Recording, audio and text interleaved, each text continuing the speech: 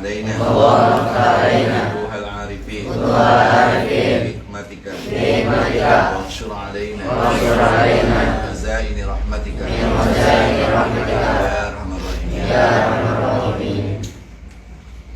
Kita ngaji hadis arba'in.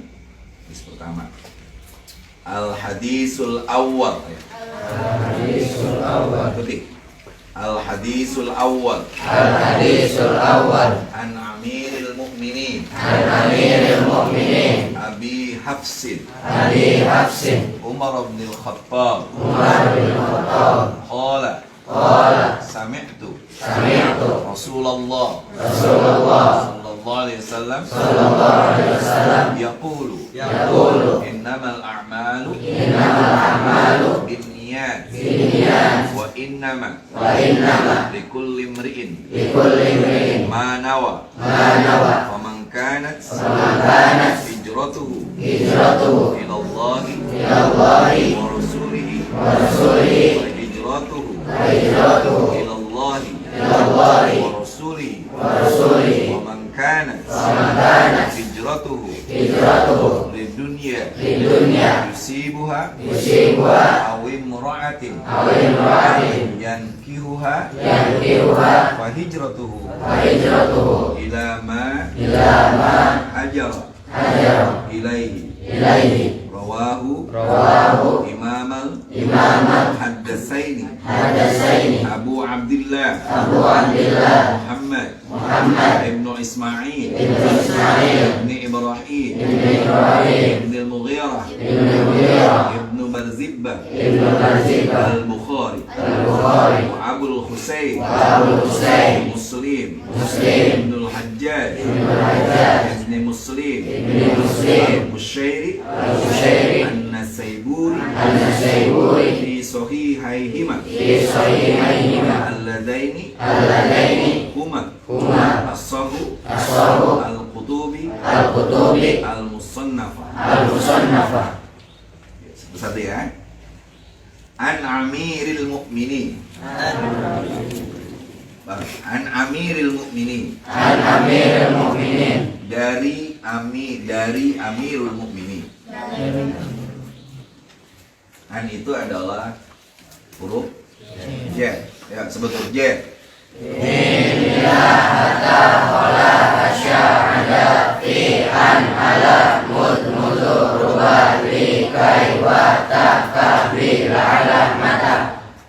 Macet saya rana.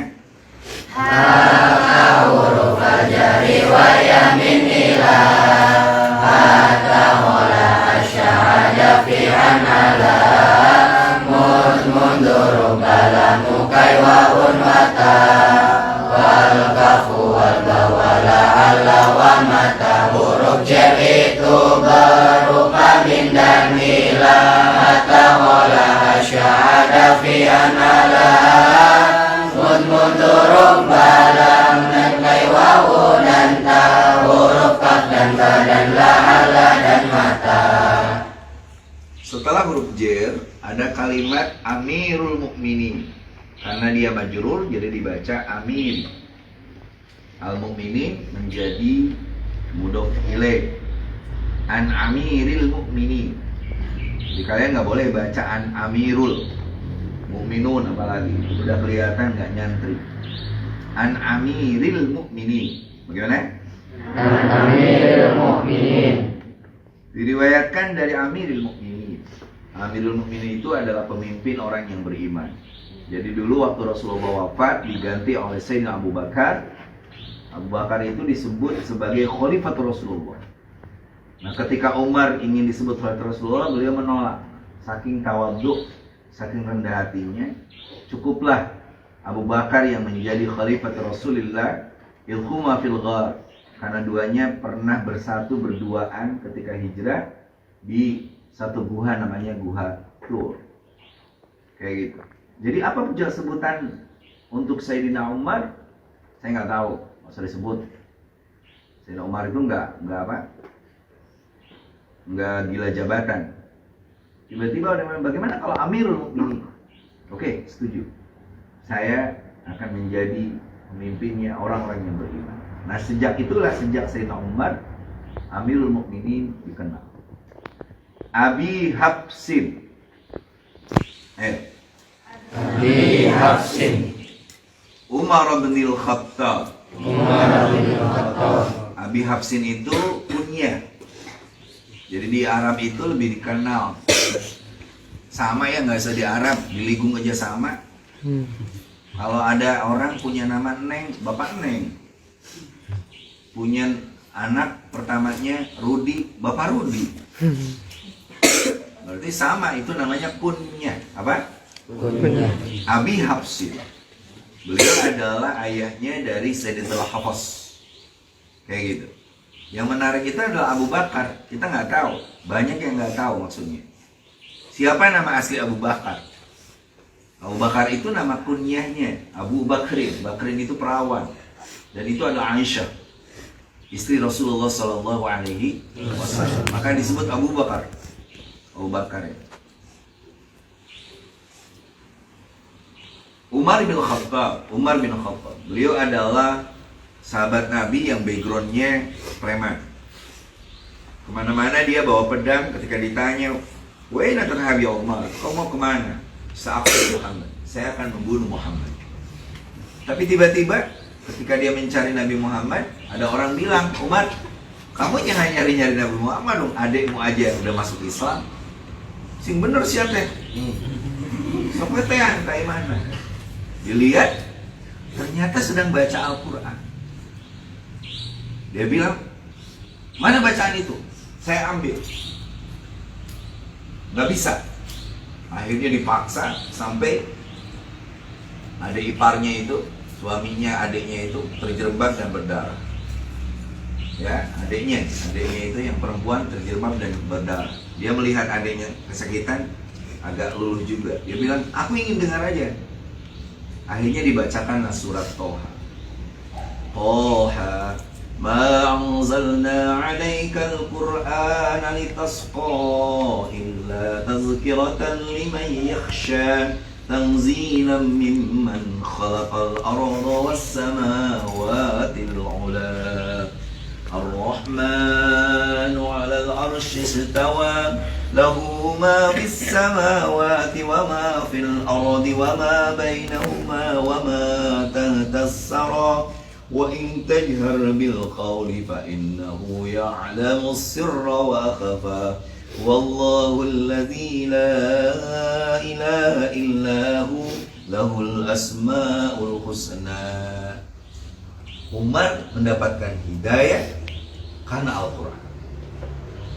Dan Quran betul-betul menjadi wa nazzilu minal Quran ma huwa syifa'u wa rahmatul lil mu'minin wa la yazidul zalimina illa khasara. Makanya iqra'ul Quran fa innahu ya'ti yaumil qiyamah syafi'an li ashab. Bacalah Quran karena Quran akan datang menjadi pembawa syafaat bagi orang yang membaca. Nah, jadilah Umar pembela Islam, pembela Allah, pembela Rasulullah Sallallahu Alaihi Wasallam. Namanya Umar bin Khattab. Kalau tanpa wawu dibacanya Umar, ya. Kalau dia jer, maka fathah. Kenapa fathah? Isim guer. Bagaimana kaidahnya?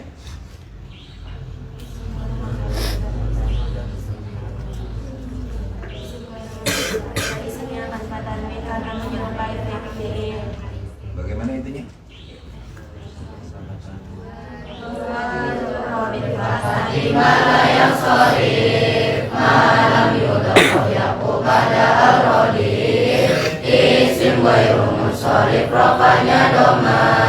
Tandanya jar dan nasab memakai fathah selama tidak dimudok dan tanpa al. Bila mudok ada al hukumnya asal. Selama tidak dimudok dan tanpa al. Bila mudok ada al hukumnya asal.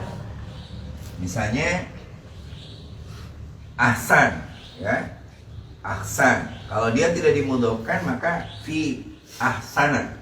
Tapi kalau dimudok ilaikan fi ahsanit taqwi. Nah itu namanya isim ghair. Nah Umar itu isim ghair munsharif. Makanya dibacanya ketika dia majrur dibaca Umar. Nah kalau ada kalimat ain, mim, ro, lalu ada waw di belakangnya, nah itu isim sorif. Dibacanya amrin. Makanya jangan salah, nanti Umar adanya Amr bin As misalnya. Ya. Qala berkata siapa Umar? Sami itu mendengar siapa? Saya Rasulullah akan sabda Rasulullah SAW. Nanti kalian belajar balaghah, yang didengar itu tentu sabda Rasulullah. Ay qala Rasulullah SAW. Yaqulu bersabda Rasul, innamal a'mal, sesungguhnya amal-amal itu binniat, tergantung kepada niat. Ayo. Innamal a'malu binniyati. Innamal a'malu binniyati. Sesungguhnya amal-amal itu tergantung kepada niat. Makanya sebagian ulama menyebutkan bahwa pokok agama itu sangat tertumpu kepada hadis tentang niat ini. Makanya semua kitab biasanya memulai dengan hadis ini. Hadis ini sangat populer, terkenal banget tentang niat. Ya. Dan niat ini yang membedakan. Dalam majalah susahnya misalnya diceritakan ada orang yang masuk surga hanya karena niat aja terus. Ditanya, ya Allah, saya tidak terlalu banyak berbuat amal soleh. Apa yang membuat aku mendapatkan kemuliaan seperti ini? Kata Allah, niatmu itu loh yang dilipat gandakan. Bahkan nanti yub'asun nas, dibangkitkan manusia ala niyatihim, atas niat-niat mereka. Jadi ada orang yang dia berbeda, sama-sama membasuh muka, tapi tiba-tiba ada orang yang berbeda. Dia membasuh muka hanya sekedar si banget. Ada membasuh muka kesal tunduk, membasuh muka karena udah lecek, tapi tiba-tiba ada yang bercahaya karena dia membasuh muka diniatkan wudhu. Seperti itu, ya. Bahkan niat itu yang membedakan seseorang disebut sebagai musuh Allah dan menjadi pembela agama Allah. Misalnya ketika Nabi Ibrahim alaihissalam dibakar, ada dua binatang tuh. Yang pertama cicak, yang kedua katak. Si cicak itu berusaha niup-niup api Nabi Ibrahim agar terus menyala dan Ibrahim gosong. Si katak dengan lidahnya yang kecil, dia ngambil air terus dan berusaha untuk menyiram api itu. Supaya apa? Supaya api itu padam dan Ibrahim selamat. Lihat aja, cicak itu walaupun mengeluarkan tenaga bebeakan sampai perutnya bituk segala gitu pun tidak berpengaruh apapun terhadap api yang membara itu. Begitu pula katak. Katak itu ngambilin air dikit-dikit untuk nyiram, bebeakan oke mau bisa parut, tidak bisa padam. Tetapi karena niatnya yang satu ingin membakar Ibrahim, yang satu ingin menyelamatkan Ibrahim, maka cicak dianggap sebagai musuh Allah, sedangkan katak dianggap sebagai pembela Allah. Karena membela Nabi Allah Ibrahim alaihi. Wa qulna ya naru kuni bardaw wassalaman ala Ibrahim. Ibrahim akhirnya selamat. Ibrahim akhirnya apa? Diselamatkan oleh Allah Subhanahu wa taala. Kayak gitu. Wa innama likulli imri'in. Dan sesungguhnya setiap manusia, setiap orang, dan sesungguhnya likulli imri'in, masing-masing orang, manawa, iku manawa, sesuai dengan, akan memperoleh sesuai dengan apa yang dia niatkan. Wa inama saektines likul imri'in, saban-saban wong iku manawa, tergantung saking perkara nawa kang niat soko kul imri'in. Jadi orang itu akan tergantung kepada niatnya. Ceritanya ada dua orang adik kakak dapat warisan, rumah gede banget. Saking gedenya, akhirnya dibagi dua. Yang lantai atas untuk adiknya, yang lantai bawah untuk kakaknya. Mereka dengan fasilitas yang serba mewah, si adiknya itu dia gunakan ruang atas itu untuk puasa, munajat, apa dan sebagainya. Sementara kakaknya tiap hari dia mabuk-mabukan, bikin pesta. 20 tahun tuh. 20 tahun dua-duanya berbeda jalan. Ada yang dia jalan mengikuti jalan Allah, ada yang menjadi jalan setan. Dan itu pilihan dalam hidup. Faman syaa falyu'min wa man syaa falyakfur. Kalau yang mau beriman, ikuti jalan Allah. Kalau ingin kafir, ikuti jalan setan. Nah, tiba-tiba ada kerinduan kepada saudaranya. Si kakak rindu ingin lihat adik ke atas, si adik rindu ingin lihat kakaknya ke bawah. Dan niat kerinduannya ditambah. Kata si kakak, kangen juga ya ke si adik. 20 tahun loh gak ketemu. Mau naik ke atas sambil mau ikut zikir, wirid, istighosahan, ratib. Sekali aja. Dia bilang bagaimana ya rasanya mabok zikir dengan mabok minuman keras. Yang atas sama, kangen ke si kakak. Sekali-kali mau duduk aja bareng sama dia, mencicipi minuman, hidangan. Seperti itu. Gak apa-apa lah ikut pesta, cuma sehari kok, cuma sebentar. Toh saya udah ibadah 20 tahun. Dua-duanya turun. Yang satu turun, yang satu naik, tabrakan di tengah tangga yang lumayan agak tinggi itu. Menggelinding dan mati. Di mana malaikat menempatkan keduanya? Karena niatnya si kakak yang 20 tahun maksiat itu masuk surga. Karena dia berniat mau berbuat baik, karena berniat mau bertaubat. Sedangkan adiknya yang puluhan tahun bermaksiat masuk neraka. Si kakak masuk surga. Si adik yang ibadah begitu banyak karena dia niat mau maksiat. Seperti itu. Dan itu dahsyatnya niat. Makanya Abu Ubaidah mengatakan bahwa hadis ini sangat sempurna, mencukupi nilai-nilai dari keagamaan kita.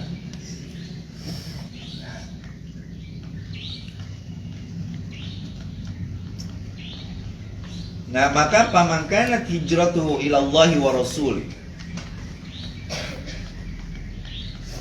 Paman maka sapa wong kanat kang ana sapa man hijratu apa hijrane.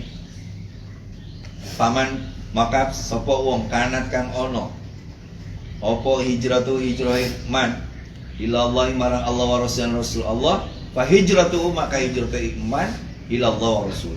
Kalau dia berhijrah kepada Allah dan Rasul, maka dia akan mendapatkan keuntungan hijrah. Nah, hijrah itu artinya pindah, ganti status. Nah, di kita ada kelompok hijrah tuh. Tapi kelompok hijrah itu tidak selesai. Karena seharusnya hijrah itu ganti status. Dari miskin jadi kaya. Dari bodoh jadi pinter. Dari malas jadi rajin.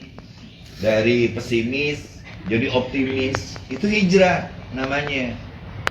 Ini hijrah tiba-tiba celananya yang asalnya rapi jadi cingkrang. Yang asalnya rendah hati jadi sombong. Yang asalnya banyak bergaul dengan banyak orang tiba-tiba mengkafirkan orang. Nah, itu bukan hijrah. Hijrahnya itu kepada mode. Fa hijratuhu ila mode. Fa hijratuhu ila tren. Lagi banyak nih. Boleh, nggak apa-apa hijrah. Tapi hijrah itu bukan berarti jadi eksklusif, jadi tertutup. Ya, ada orang kritik misalnya. Kayak Maman itu nggak ngikuti sunnah Rasulullah. Harusnya sunnah Rasulullah itu celananya cingkrang, pakai baju putih-putih. Saya bilang saya ngikuti Rasulullah kok. Kok bajunya batik? Batik kalau orang Indonesia. Nabi Muhammad juga kalau lahir di Solo mah pakai batik kok. Karena Rasulullah lahir di Mekah, beliau ngikuti tradisi Mekah. Dan Rasulullah mengatakan bahwa pakaian itu yang penting walibasut taqwa dari khair. Itu Allah dalam Al-Quran. Jadi jangan terpaku kepada seolah-olah sunnah itu cuma pakaian, cuma janggut, cuma cadar. Waktu yang disebut soleh si Adin sholat dikesak-kesak parangan. Makanya ditanya apa tanda orang yang keningnya hitam. Sederhana, itu adalah tanda sajadahna geus tekabeli. Boleh, min asari sujud itu bukan sekedar tanda di sini. Ini ada orang yang hitam keningnya tapi hitam sampai hati-hatinya. Mengaku dekat sama Allah, tapi dia jauh dengan tetangga.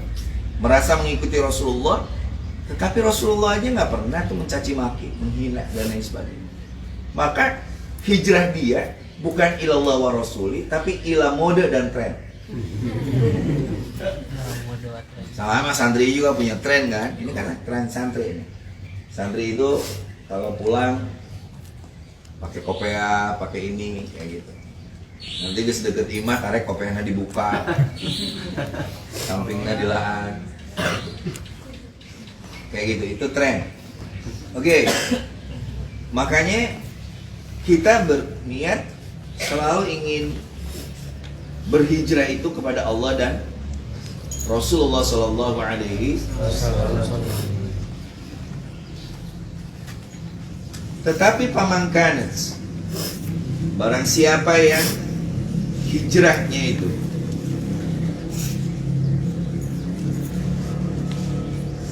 waman kanat waman sapa wong kanat kan ono apa hijratu hijrah iman li dunia marang dunia yusiwa, dunia yang ia ingin miliki,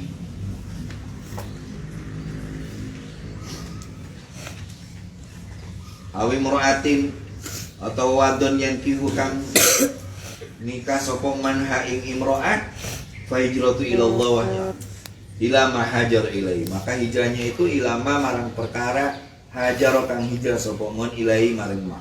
Nah, ada orang yang hijrahnya itu hanya untuk dunia. Dunia itu bukan bersifat ada pekerjaan akhirat, tapi dia disebut dunia. Salat hayang dipuji. Hari diharapun calon mertua nama. Salatnya manilila. Tapi ada sorangan matere. Kadang-kadang ruku gue di luar. Itu pekerjaan akhirat tapi berbentuk dunia. Tapi ada berbentuk dunia pekerjaan akhirat. Sesapu dunia tapi bersihkan masjid. Kayak gitu. Makanya kalau orang ditanya,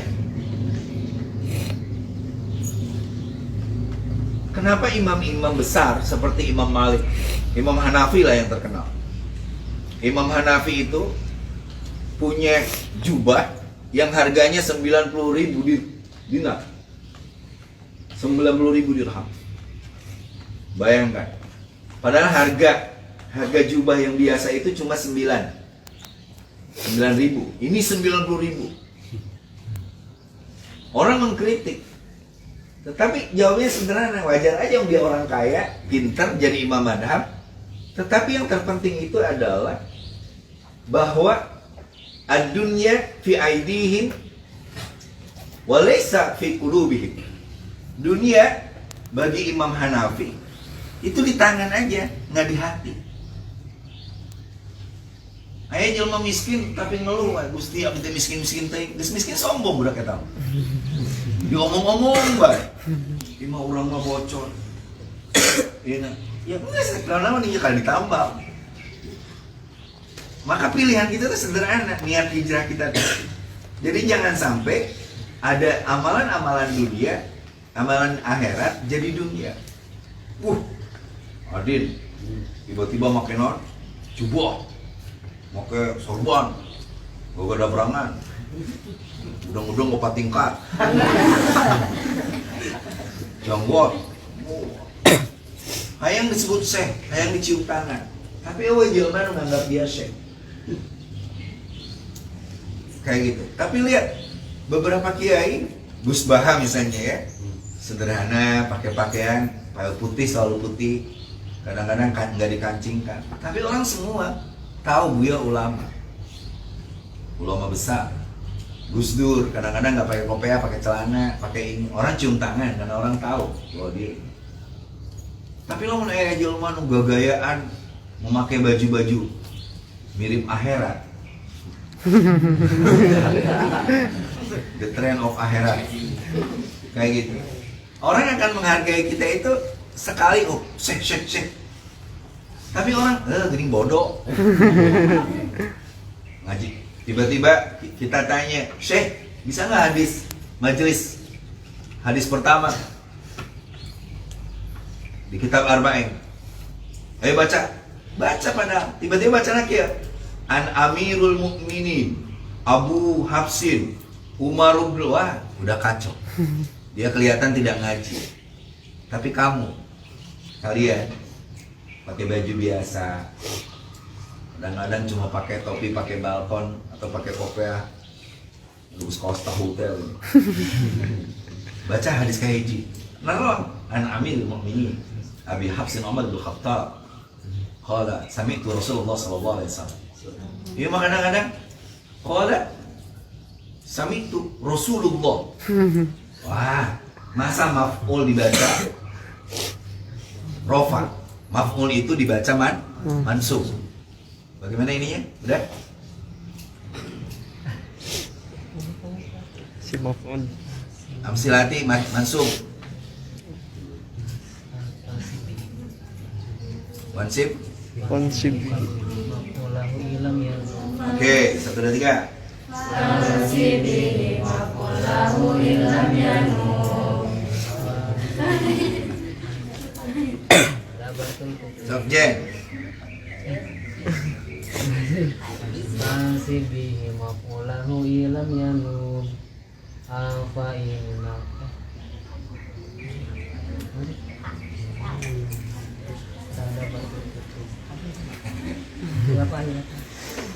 Itu harus dipegang banget, nah, karena itu akan menjadi kaidah. Kalian suka nyebut apa kalau mau baca itu?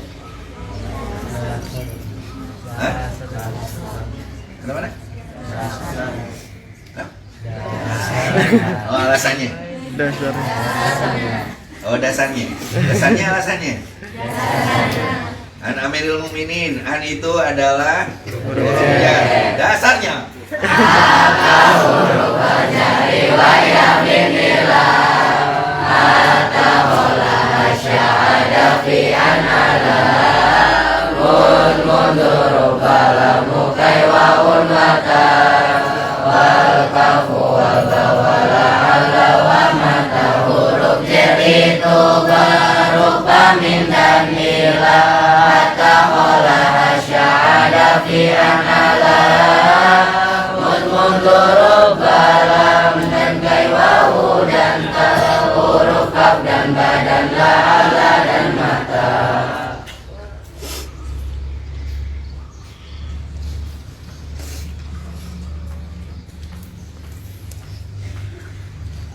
Oke.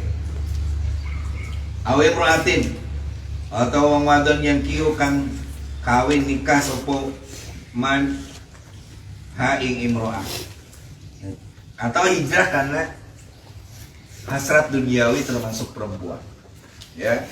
Islam itu agama yang memberikan keleluasaan kepada perempuan untuk berkiprah sama dengan laki-laki.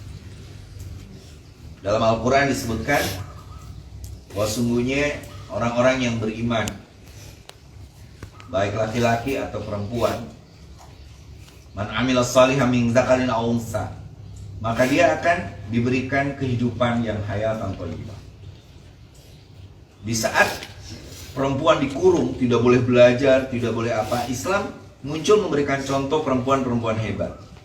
Misalnya Ummul Mukminin Khadijah, Sayyidatul Khadijah binti Khuwailid.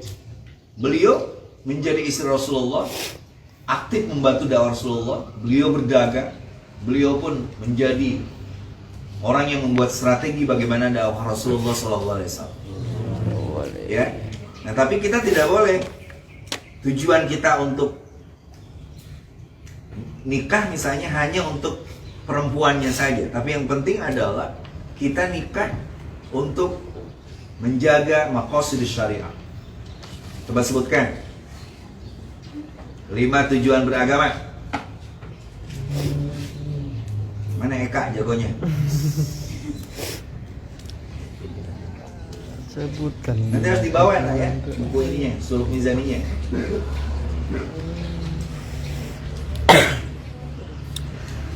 Ayo baca. Pertama adalah hifdzudzin, menjaga agama. Makanya kalau orang sudah bisa menikah, menikahlah. Tetapi kalau nggak kuat, fa'ilam yastati, maka fa'alaihi bisyam, maka dia harus puasa. Harus berpuasa. Yang kedua, dia pun menjaga keturunan. Kita nikah, punya anak, punya cucu, dan sebagainya. Yang ketiga, dia menjaga kepemilikan. Kalau kita nikah, kita punya hak kepemilikan. Biasanya Allah kalau kita dikasih nikah itu ada yang namanya harta gonogini. Rizkinya suami itu karena dorongan doa dari istri. Dia pun menjaga martabat kita. Coba kalau kamu belum nikah udah tua, kayak Muad misalnya. Tiap lebaran bertanya, "Terus kawin acar?" Tapi kalau sudah nikah, berapa anakmu? Berapa cucumu? Bagaimana Eka? Yuk baca. Menurut Imam Asy-Syatibi ada 5 tujuan syariat. Yang pertama hifdzuddin, menjaga kemuliaan agama. Yang kedua hifdzul aqli, menjaga akal sehat dan nurani. Yang ketiga hifdzun nafsi, menjaga nyawa dan kehidupan. Yang keempat hifdzul mali, menjaga harta dan kepemilikan. Yang kelima hifdzun nasab, menjaga keturunan dan peradaban. Nah, termasuk menjaga akal. Biasanya kalau orang sudah nikah itu akalnya lebih jelas. Udah banyak pikiran, imajinasi. Biasanya anak-anak kelas 3 SMA tuh yang imajinasinya udah nggak karu-karuan. Ngali entok tuh di calon awe ngabayangkeun.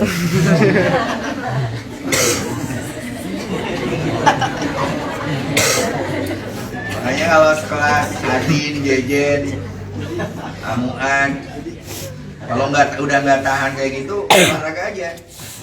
Kalau nggak olahraga baca Quran, karena bahaya. Apalagi orang yang suka buka-buka situs-situs porno, naudzubillah. Bari ngarit, bari ningali HP. Kaliwan domba. Akhirnya dia tidak bisa menjaga kehormatan domba itu. Dombanya diperkosa tuh. Dombanya diperkosa. Akhirnya apa? Hamil. Pas mau melahirkan, dia udah berdoa aja, ya Allah, jangan sampai aku tertimpa malu. Masuk berita, seorang laki-laki bernama Adi. Akhirnya pas berojol domba ternyata normal aja. Alhamdulillah. Saking gembiranya dia pegang tuh kepala domba. Ternyata anak domba teh jadi berembe, tapi bapak. Adi teh munak. Nah, itu pun menjaga apa? Menjaga nyawa dan lain sebagainya. Nah, itulah hijrah kita. Ya, hijrah kita itu harus berdasarkan niat lillahi. Tetapi niat lillahi ta'ala itu harus berdasarkan ilmu. Masih ingat kan? La ta'ata la najata illa bi ta'ah, la ta'ata illa bil ilmi, la ilma illa bi ta'allum. Ulangi. La najata illa bi ta'ah, la ta'ata illa bil ilmi, la ilma illa bi ta'allum. Ya, pakai ini, pakai apa? Pakai lagam suluk. Lagam suluk itu masih apa artinya? Tidak ada keselamatan kecuali dengan ketaatan. Tidak ada ketaatan kecuali dengan keilmuan. Tidak ada keilmuan tanpa dengan pengajian. Ayo kita ngaji.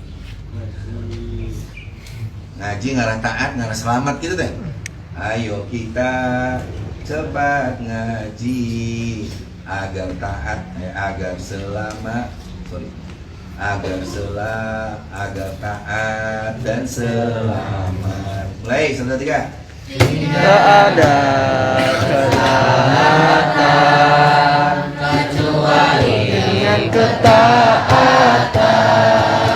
tidak ada ketaatan kecuali dengan keilmuan. Tidak ada keilmuan kecuali dengan pengajian. Kita cepat ngaji agar taat Dan selamat. itu kalimatnya itu tuh. La najata Najata ya, la najata illa bitta'ah illa bitta'ah la ta'ata la ta'ata illa bil ilmi illa bil la ilma la ilma illa bitta'allum. illa bitta'allum. Jadi kalau ada orang yang ingin najat, selamat, najayanju najata, tapi dia tidak taat, bohong. Abdi masieun ku neraka. Soalnya kau sok tara. Neraka teh kejem. Mana puasa tuh? Nah, itu berarti bohong. Tetapi ada orang yang merasa udah taat, tapi dia tidak berilmu. Alhamdulillah abdi mah puasa teh sampai jam 8 wengi. Emang di Norwegia. Nggak usah kita sampai maghrib. Alhamdulillah abdi Gusti taraweh. Dugi kak, sesepan taraweh. Kumaha kitu? 48 rakaat. 48 rakaat tapi kalau cepet sih ngapain juga. Ya. Nggak boleh. Nah, kita tuh sedang-sedang aja. Nah, tetapi tidak akan ada ilmu kecuali dengan ta'alum. Misalnya gini, di beberapa pesantren itu anak-anak santri yang sudah gede itu boleh ngerokok. Boleh ngerokok. Ngerokok itu diharamkan oleh sebagian, tapi dimakruhkan oleh sebagian. Nah, banyak santri nganggap itu makruh. Tapi dia berpikir, dengan merokok, kita tiba-tiba jadi semangat belajar. Dengan merokok, tiba-tiba imajinasi kita jadi cerdas. Mau cerdas nanti mah cerita.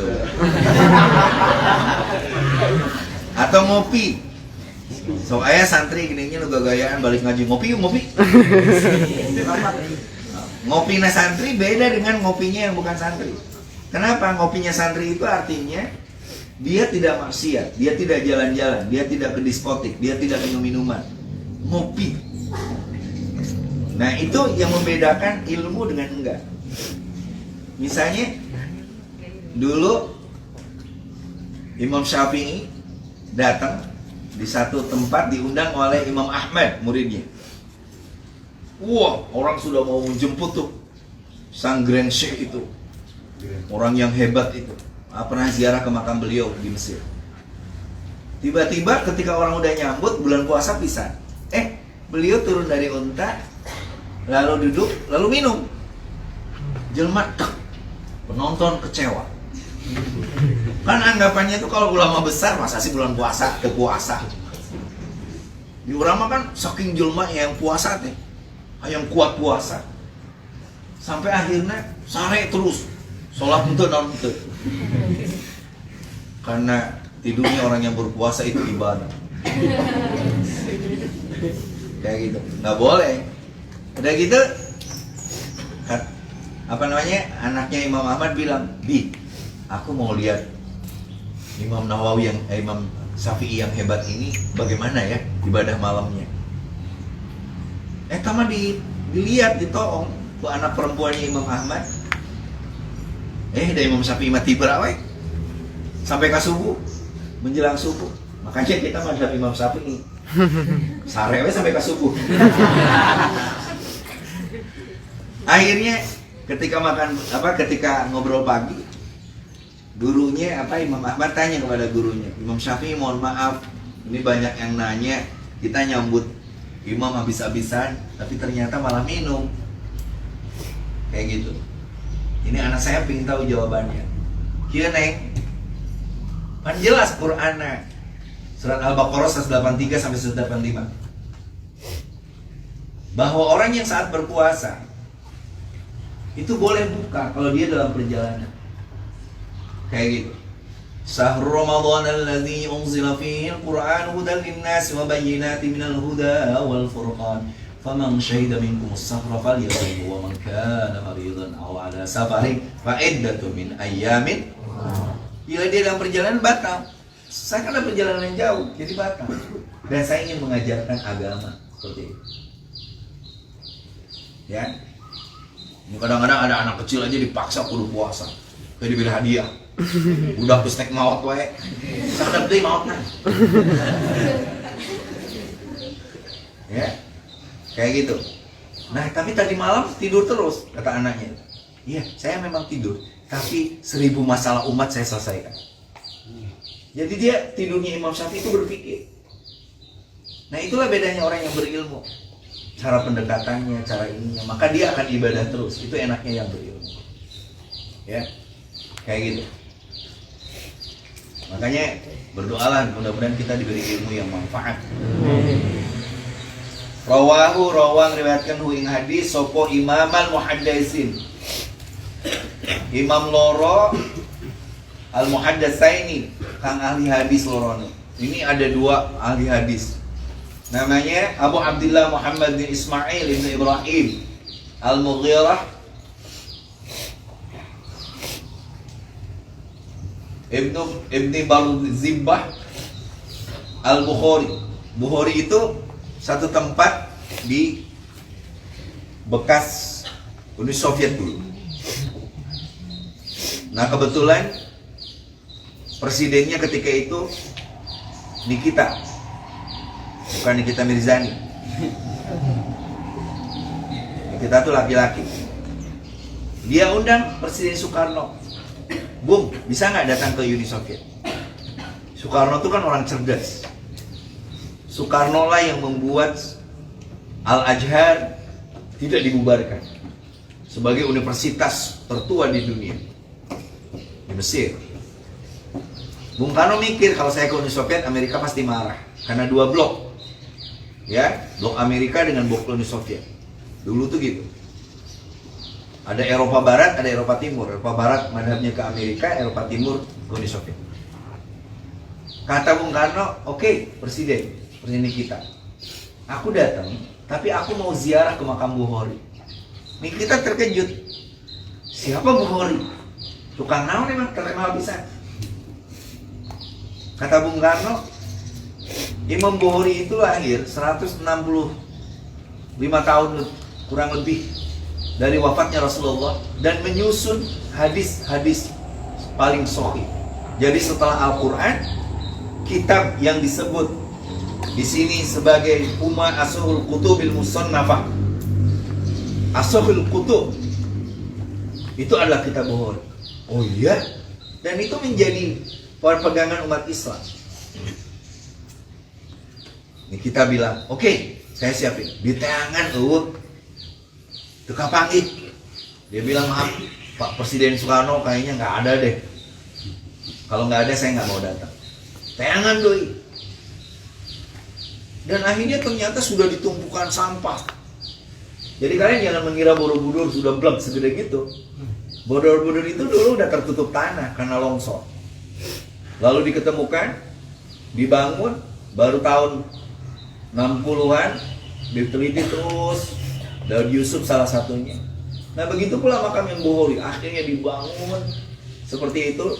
Dan Soekarno datang sambil ngagepor masuk ke makam Imam Bukhari.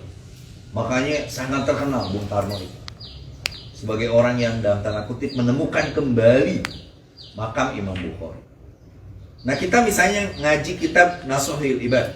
Nasuhul Ibad dikarang oleh Syekh Nawawi Al-Bantani. Syekh Al-Bantani itu diambil dari kitab Al-Munabbihat li Sidadiyul Ma'ad. Dikarang oleh Ibnu Hajar Al-Asqalani. Asqalani itu memberi syarah kepada Imam Sahih Bukhari. Namanya Fathul Bari 36 jilid. Imam Bukhari itu menulis Sahih Bukhari. Jadi seluruh hadis yang sahih ditulis Imam Bukhari. Setiap satu hadis beliau sholat. Setiap satu hadis ada khusus masjidnya yang dekat ke makam Rasulullah SAW. Kayak gitu. Nah, dia dari Rasulullah langsung, kan? Rasulullah. Jadi tidak ada amalan kita Ahlus Sunnah wal Jamaah ngaji kitab kecuali semua dengan sanad nyampe ke Rasulullah SAW. Karena sanad itu penting. Bagaimana Eka? Alasannya? Sanad itu penting. Kalau suluk majani jangan alasannya harus ada yang amsilati. Apa ya? Kan kalau amsilati dasarnya. Kalau suluk mizani apa? Syairnya atau nadomnya? Nadomnya. Nah, so, silakan Eka. Sanad itu penting. Nadomnya? Oke, nadomnya. Orang mukmin untuk menguatkan hujah dan jumlah kekuatan agama Islam, jalan keselamatan dunia akhirat. Gitu, sanad. Ya, sanad itu menjadi penting. Kita ini ngaji ini, Imam Nawawi ini, nanti sanadnya jelas dari siapa ngajinya. Kita akan kasih sanadnya nanti pas berakhir Ramadan. Jadi kita akan menghafalkan 30 hadis arba'in ini. Nah, yang kedua adalah Imam Muslim. Imam Muslim Al-Qushairi An-Nasiburi. Jadi ada Sahih Bukhari, ada Sahih Muslim, ada Imam Hakim misalnya menulis kitab Al-Mustadrak. Jadi itulah hebatnya Islam. Kita berbeda-beda, tapi justru menguat kepada satu kekuatan besar, Rasulullah Shallallahu Alaihi Wasallam. Makanya Rasulullah betul-betul dianggap diyakini oleh kita semua sebagai asal usul penciptaan semesta. Nadomnya, ingatlah bahwa Alam dunia ini tercipta dari Nur Muhammad.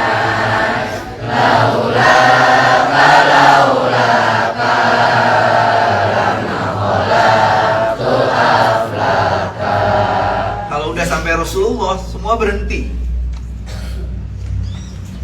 Makhluk manusia manusia makhluk termulia, manusia teragung yang menjadi asal usul penciptaan itu Nabi Muhammad Sallallahu Alaihi Wasallam. Nah, karena beliau ini adalah cahaya purnama, maka nanti orang ngambil berbeda-beda.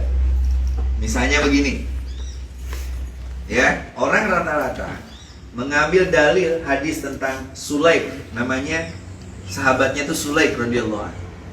Jadi kalau ada imam lagi khutbah, kita datang, maka kita selalu sholat tahiyatul masjid berdasarkan hadis Sulaik. Karena ketika Sulaik mau duduk, kata Rasulullah, bangun, sholatlah 2 rakaat. Tetapi ternyata ada yang nolak, berpendapat itu. Siapa? Imam Malik, bayangkan. Imam Malik itu belajarnya dari putra-putra sahabat, karena dia masuknya tabi'in. Beliau diamnya di Madinah. Beliau punya kitab namanya Al-Muwaffaq. Makanya ketika Asy-Syafi'i datang ke sana, ditanya, "Nak, kamu punya apa?" Kata Imam Syafi'i, "Saya udah hafal Quran, udah hafal Muwaffaq di umur 10 tahun." Keren banget. Ya. Kata Imam Malik, bukan begitu. Jadi tidak pernah saya melihat ada sahabat-sahabat yang sholat ketika khutbah sudah berlangsung. Loh, itu hadis Imam Sulaik. Bagaimana? Sahabat Sulaik bagaimana? Jawabnya sederhana. Hadis itu sangat personal, ain. Itu tidak bisa dikenal kita. Loh, itu berarti mentakwil sendiri? Enggak juga. Itu adalah cara Rasulullah mengingatkan. Sahabat Sulaik itu dari kelompok Ghanafan namanya. Itu adalah sebuah suku yang sangat miskin. dan dia ikut sholat di tempatnya Rasulullah, biasanya kalau beres sholat, sahabat urunan korma, duit dibikin Kak Sulaik supaya dibagi-bagikan ke umatnya. Jadi Rasulullah ketika khutbah, Sulaik langsung duduk itu dilarang, sholat dulu 2 rakaat. Rasulullah ingin mengatakan, sahabat-sahabat, ternyata Sulaik datang loh, siapkan duit ya, ulah langsung bubar, titipkan kepada orang-orang miskin lewat Sulaik. Bayangkan, itu hebatnya perbedaan di antara madhab, tapi di dalamnya terkandung cerita yang begitu agung. Dan itu semua bermuara pada sebuah sosok Muhammad Sallallahu Alaihi Wasallam. Kayak gitu. Makanya kenapa kita ngaji hadis ini tidak lain adalah ta'diman wa takriman wa mahabbatan li nabiyina Muhammad Sallallahu Alaihi Wasallam. Oke, kita baca hadisnya bareng-bareng. Bismillahirrahmanirrahim. Bismillahirrahmanirrahim. An Amiril Mu'minin. Abi Abi Hafsin.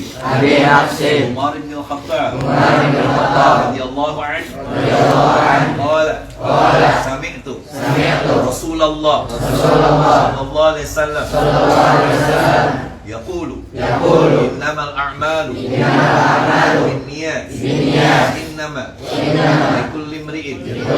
Ma nawa. Man kanat. Hijratuhu. Ila Allah. Wa rasulihi. Wa hijratuhu. Ila Allah. Wa rasulihi. Wa man kanat. Hijratuhu. Lidunya. Yusibuha. Ta'atin. Yankihuha. Wa hijratuhu. Ila ma. Hajara. Ilaihi. Rawahu Bukhari Muslim. Bismillahirrahmanirrahim. Allahumma anfa'na bima 'allamtana wa 'allimna ma yanfa'una wa zidna ilman nafi'an. Alhamdulillah ala kulli hal. Na'udzu billahi min ahwali rahmatika ya Allah.